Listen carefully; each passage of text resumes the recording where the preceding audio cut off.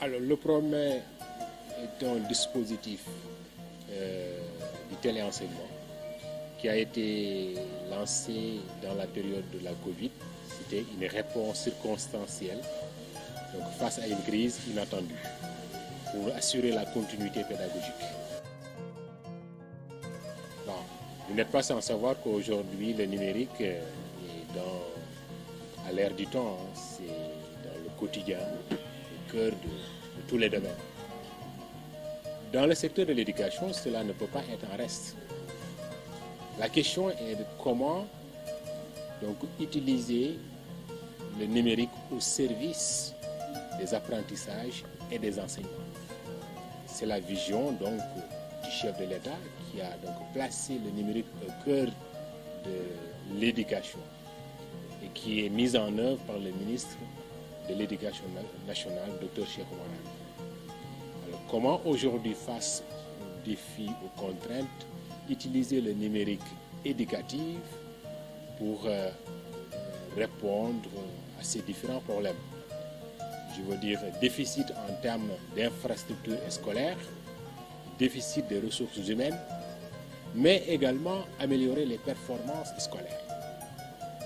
Enseigner autrement et apprendre autrement. C'est ça aujourd'hui, on le promet avec plusieurs entrées. C'est un dispositif complémentaire au dispositif classique. En 2022, on avait acquis un certain nombre de tablettes. Pourquoi les tablettes? Il faut équiper les acteurs, les élèves, les enseignants, mais également ceux qui sont dans la gouvernance scolaire, tels que ce qu'on appelle les MAN, les médiateurs académiques numériques, les IAN également. C'est ceux qui sont en fait aujourd'hui encadrent sur le plan numérique les niveaux décentralisés. Mais il faut créer un écosystème numérique. Ça veut dire quoi? Il faut que les gens soient équipés.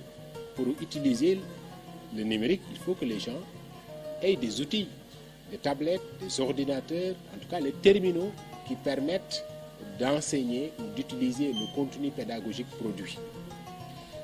Alors nous étions donc ici pour réfléchir, identifier, classer le contenu produit et embarquer ce contenu dans les tablettes. Prochainement, nous allons procéder à la distribution physique des tablettes dans le territoire national, donc auprès des acteurs dans les écoles, notamment les principaux bénéficiaires sont les élèves. C'est ça la raison de cet atelier. Alors pour le faire, il faut donc rassembler les directions pédagogiques, les directions techniques, en tout cas l'ensemble des acteurs, mais également au niveau décentralisé. C'est eux qui permettent de savoir quel est le contenu qui est adéquat, validé, maintenant donner aux équipes techniques pour procéder à l'embarquement. La prochaine étape avant la distribution, ce sera d'élaborer et de définir une stratégie de suivi et d'évaluation sur l'utilisation de ces tablettes-là. Il ne s'agit pas de donner uniquement les tablettes aux élèves, mais qu'est-ce qu'ils en feront? Quel usage? Est-ce qu'on va les mettre dans les écoles? Mutualiser? C'est un bien public. Et comment l'utiliser? Réfléchir sur le temps d'usage, ce qu'on appelle le temps consacré à l'écran. Parce qu'on sait également que tout cela doit aussi être pris en compte. Et paramétrer également les tablettes avec l'encadrement scolaire, mais également l'encadrement des parents. Alors, la stratégie, elle est toujours à élaborer, à améliorer, parce qu'on est sur des aspects qui sont en fait nouveaux. Il faudra voir déjà, avec le benchmark, ce qui a été fait ailleurs, des bonnes pratiques. Nous savons que dans d'autres pays, et même au Sénégal, on a commencé avec ce qu'on appelle les écoles numériques, où des élèves, en fait, ont fini avec les livres physiques, les cahiers, tout est dans des tablettes. Dans une tablette qui remplace le cartable d'ailleurs, on a tout. L'élève, sous l'encadrement des parents ou sous l'encadrement de l'enseignant, peut en fait suivre tout le programme, mais aussi réviser, être évalué. Donc tout cela, c'est important. Maintenant, ça doit être pensé. Est-ce que c'est adapté avec nos réalités? Nos réalités, ce sont lesquelles? On a des zones où l'accès à l'Internet, l'accès à l'électricité fait défaut. Il y a des efforts considérables qui sont en train d'être faits par l'État du Sénégal, mais on n'est pas encore arrivé à un maillage national. C'est la raison pour laquelle, donc, dans cette stratégie, comment également utiliser ce qu'on appelle des ressources accessibles offline. Et les tablettes, c'est dans ce cadre-là.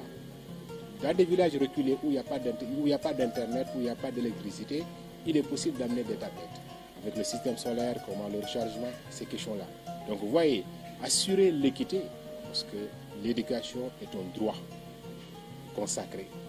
Tous les enfants doivent donc équitablement avoir accès à l'éducation. Donc c'est une stratégie qu'on est en train d'élaborer et qui doit prendre en compte tous ces aspects-là. Alors, une participation effective de tous les services engagés avec une volonté de servir l'école sénégalaise en mettant le numérique au cœur. C'est une innovation majeure. Et ça, c'est ça que j'ai vu. On partage parce qu'on a sorti les ressources. On a vu également qu'il y a des insuffisances dans certains domaines ou dans certains niveaux. Par exemple, au moyen secondaire, on n'a pas suffisamment de ressources. Cela veut dire que le prochain chantier qui nous attend, c'est la production du contenu pédagogique dans ces domaines-là. Et ça, on ne peut pas le faire sans les enseignants, parce que c'est eux qui sont les producteurs dans des matières fondamentales. Alors il faut rassembler, il faut un rappel des troupes, il faut une organisation avec tous les acteurs au niveau central, au niveau décentralisé, et aller essayer de le faire. Mais encore valider, mettre en place un dispositif de validation efficace pour que ce contenu-là, parce que nous assurons la dimension technique, mais qui valide, ce sont l'inspection générale de l'éducation et de la formation. C'est eux qui sont les garants du contenu qui est destiné donc, aux élèves. Le grand défi, en dehors des questions de l'accès universel à l'Internet et à l'électricité, c'est d'avoir suffisamment de ressources pédagogiques, éducatives, numérisées, sous plusieurs supports. Et une fois que cela est déjà disponible, le mettre à la disposition des acteurs, des élèves, avec toutes les entrées possibles.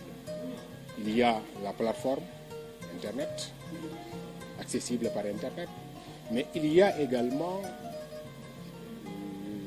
la voie télévisuelle, radiophonique, utiliser également les smartphones, la Canal Éducation, parce que la bonne nouvelle, c'est que nous venons d'avoir notre chaîne Canal Éducation qui va être embarquée dans le bouquet Canal+, donc accessible. Et c'était ça l'objectif. C'est comment ce que nous faisons, le mettre à la disposition, le rendre accessible donc aux acteurs. Et c'est le pari, c'est le grand chantier.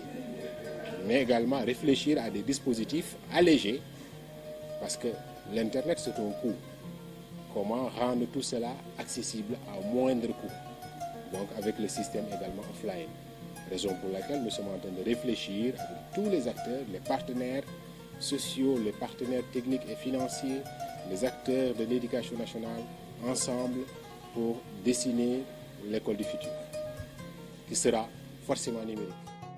Rapidement, c'est la production en masse du contenu pédagogique par niveau dans des disciplines fondamentales, mathématiques, sciences physiques, anglais, français, entre autres, mais également les langues nationales, l'arabe.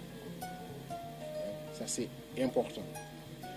Mettre en place un dispositif de validation très efficace qui permette rapidement de pouvoir avoir toutes ces ressources-là, les mettre à la disposition donc, des bénéficiaires.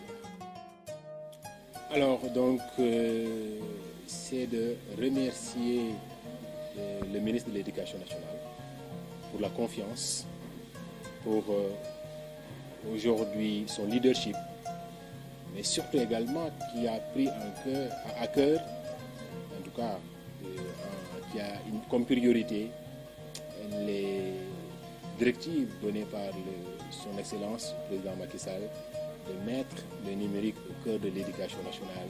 Donc bâtir une école du futur et qui sera forcément une école numérique au profit donc de la République. Comme j'ai l'habitude de dire, l'éducation c'est le socle de la République.